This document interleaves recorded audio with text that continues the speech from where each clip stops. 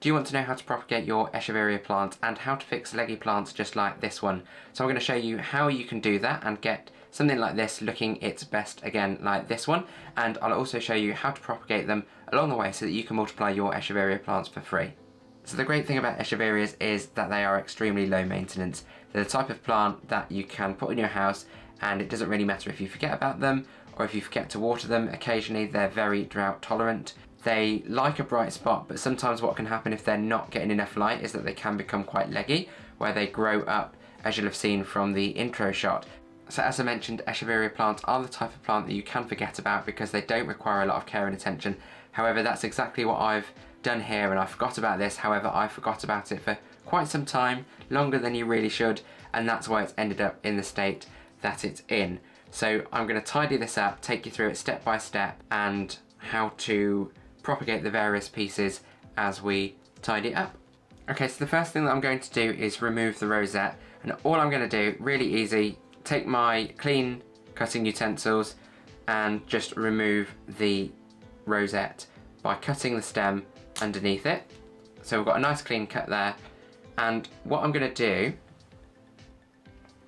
is just remove a couple of those lower leaves, just with my fingers, gently twist to remove it. So there's one leaf and the second leaf. So that then gives us a nice piece of stem on the bottom of the rosette to go into the soil. And then with the rest of this stem, so there's a very large stem on there and there's lots of leaves, really healthy chunky leaves as well on there. I'm going to do exactly the same as what I did before, and I'm going to cut it quite close to the base because all of the leaves seem quite healthy. This is a little bit woodier. That was a little bit more challenging to cut through. So that's the underside where I've just cut it off, and this is what remains in the pot.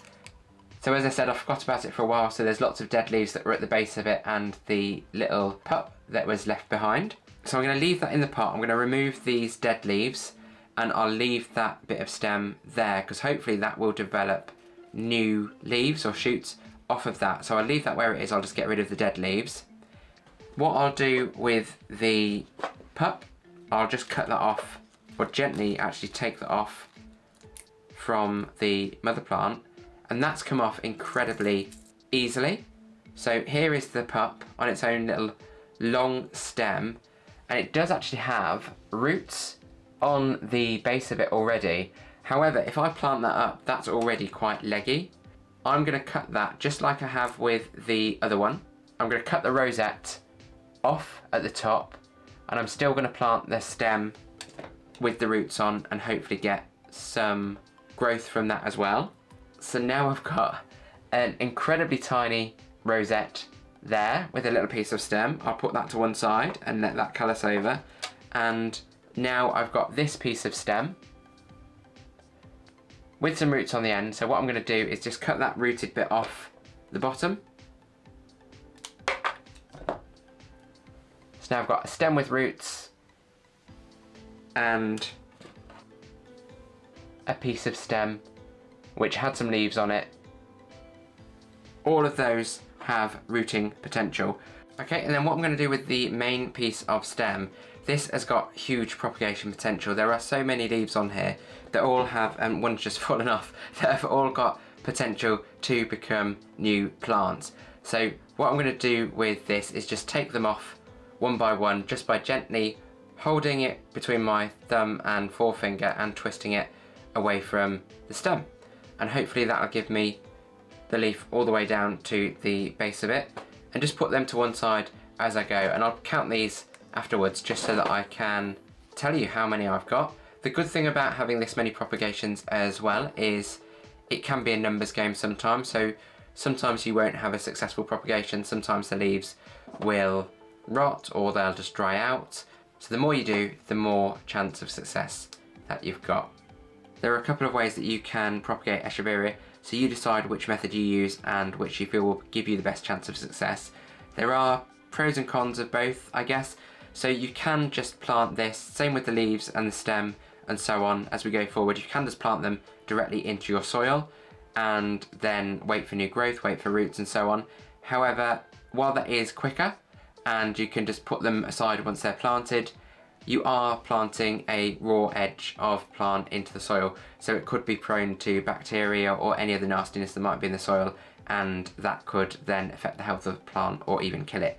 What you can do instead is put these to one side for a couple of days, so rosette, stem, leaves, anything with a fresh cut on it, leave it aside for a couple of days and let the edges callus over, so anywhere that it's maybe looking a little bit wet or freshly cut, that should then be dry and, as I said, calloused over, and then you can then plant them up and they should be better protected against anything that might be in the soil and have a greater chance of success. Or at least in my opinion, I've seen it done both ways, so you decide what method you want to use and what's best for you. So now that I've taken all of those leaves off, I've just got this really long piece of stem with all of the little indentations down it where the leaves were previously. I don't know if that focuses, so you can see that there, all those little marks down the stem.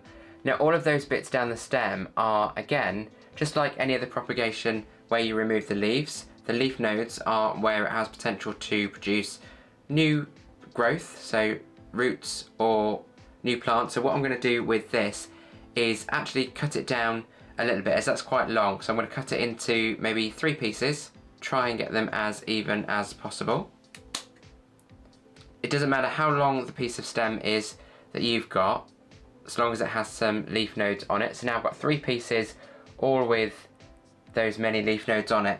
So when you've got your pieces of stem, whether you've let them callus over or you're planting them straight up, all you need to do is get your soil, place the piece of stem horizontally, so don't plant it as it was vertically previously, place it horizontally on the soil and just push it into the surface of the soil very gently, so it doesn't need to be completely submerged. You want to still see the top of it, and then hopefully with regular misting or very, very light watering occasionally, you'll start to see they will develop roots from those leaf nodes, and hopefully in time then some new growth starting to appear around the pieces of stem.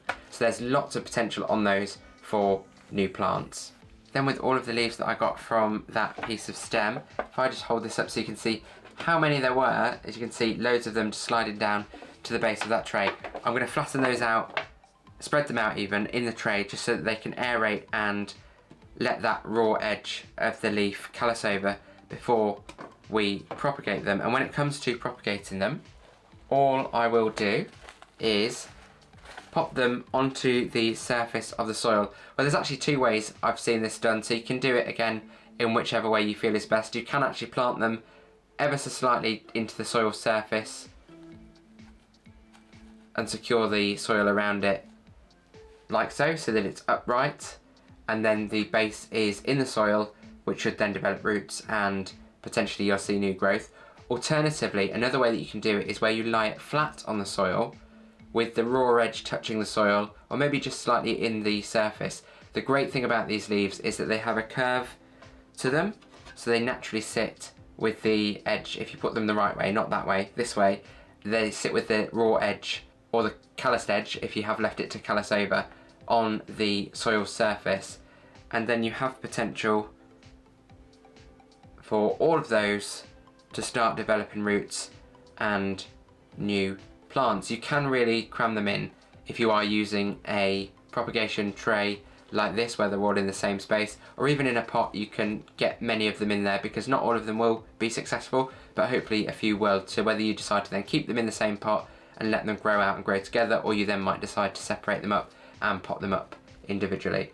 So here we've got stems on one side and leaves on the other. So I'll occasionally give this a mist or a very, very light watering, and we'll hopefully start to see those grow new plants shortly.